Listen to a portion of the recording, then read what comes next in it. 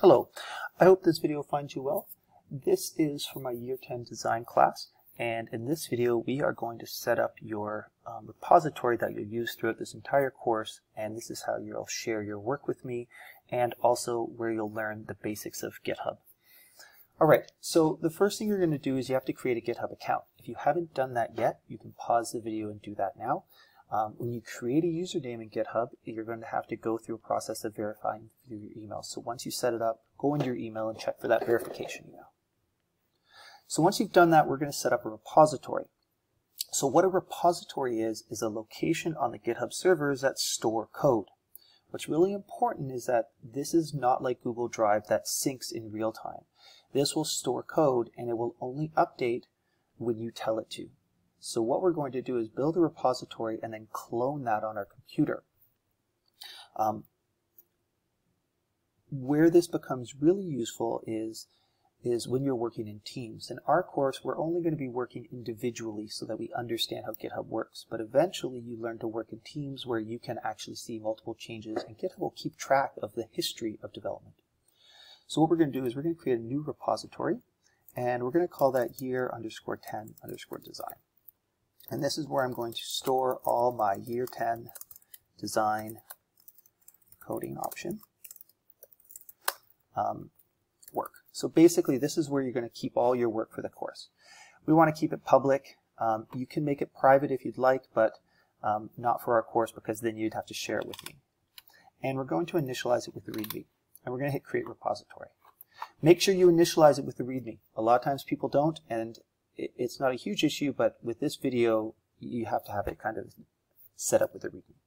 Okay, so now we have this repository, and what I want to do is I'm going to clone that on my computer. And what that means is I'm going to make a duplicate of whatever's in this repository on my computer.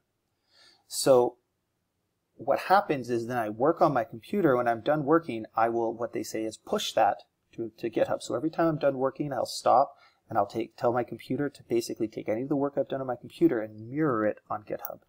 To do that, I have to get a link to this. So I'm going to select this link. This is my GitHub link to this specific repository. So what I'm going to do is I'm going to copy that. And now I'm just going to go back over to my computer. So what I want to do is I'm going to create a new folder in my computer, and that folder is going to be called GitHub repo. So here's that folder. I'm going to right click. Well, before I do that, I'm going to give it a new name. So let's right click, rename, and we're going to call that GitHub repo. So this is a nice way of organizing myself where I'm going to put all of my repositories inside this folder. So what's going to happen is once I've cloned that repository I made on GitHub, we're going to see it in here. So we're just going to set that up.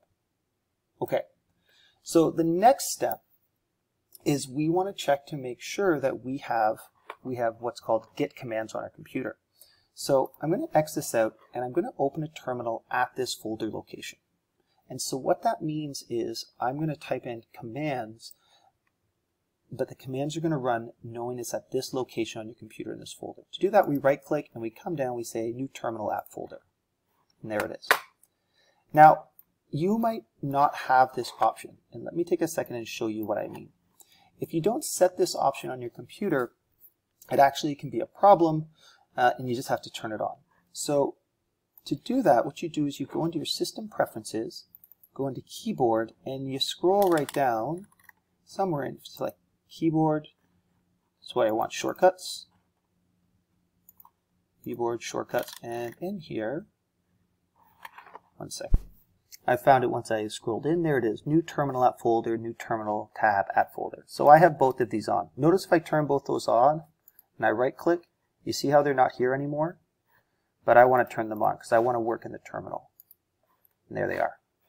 So that's all I have to do. So now that we're in here, you're going to type the word Git.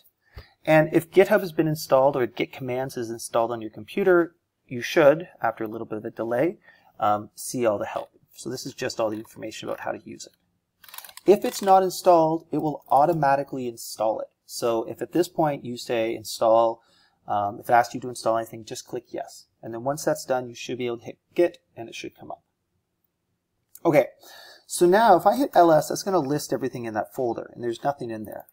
And I'm going to show you this by showing the folder here on the right-hand side and the command on the left-hand side. So what we're going to do is we want to tell the computer to clone this repository on my computer. So it's going to make a folder on my computer that is associated with this repository.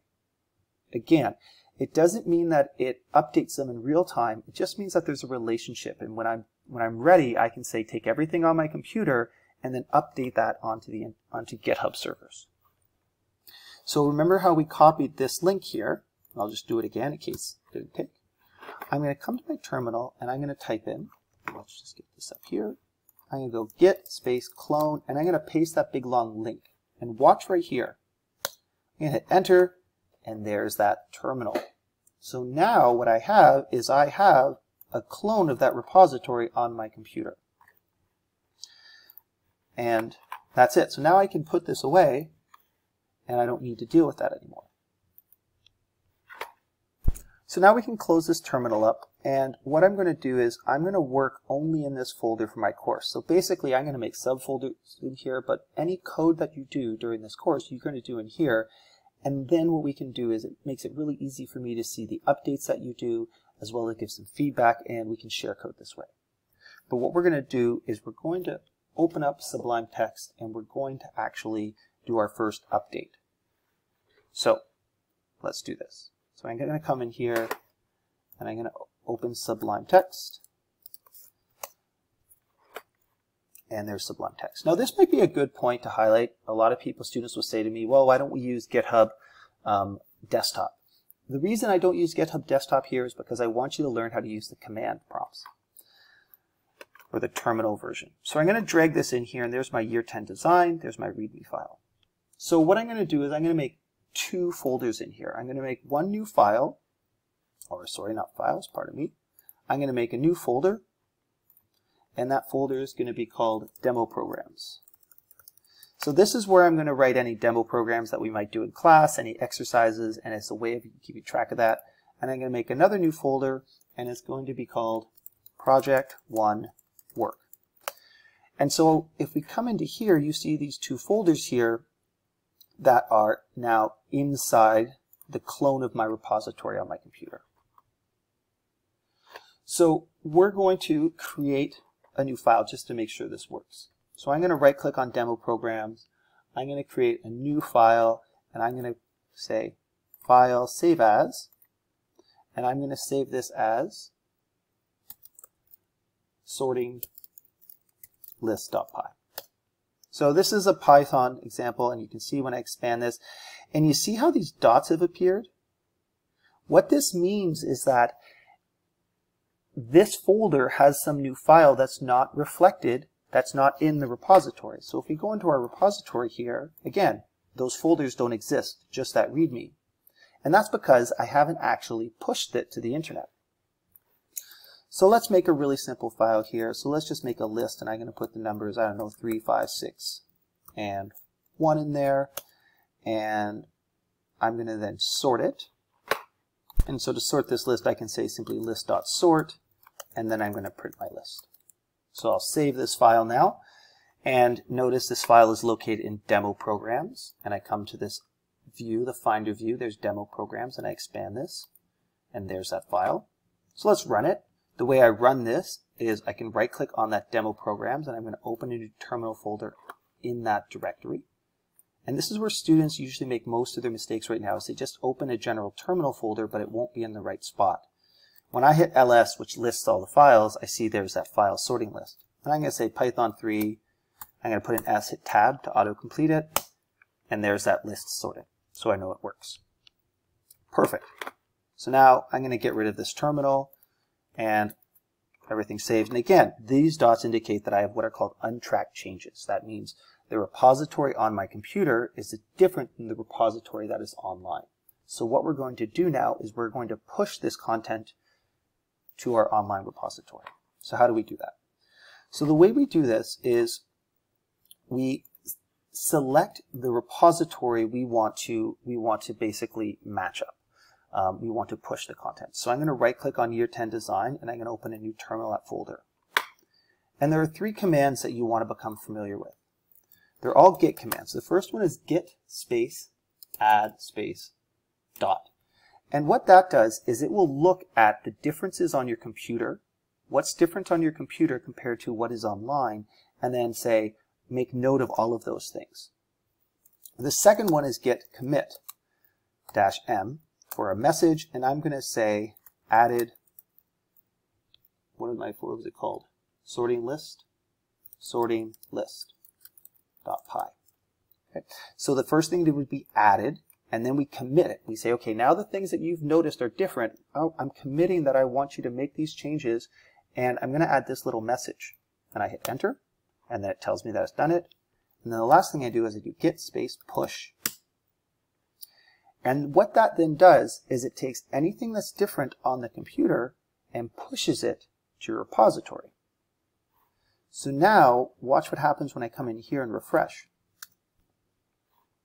There's my folder demo programs. There's my sorting list.py. And notice, this is the message that comes along with it. It says you've added, this tells me what the message is. I can click in here and see the file, which is great. And there's that. Now, the one thing you might say to yourself is, well, wait a second, you have this folder called Project One Work and it's not there.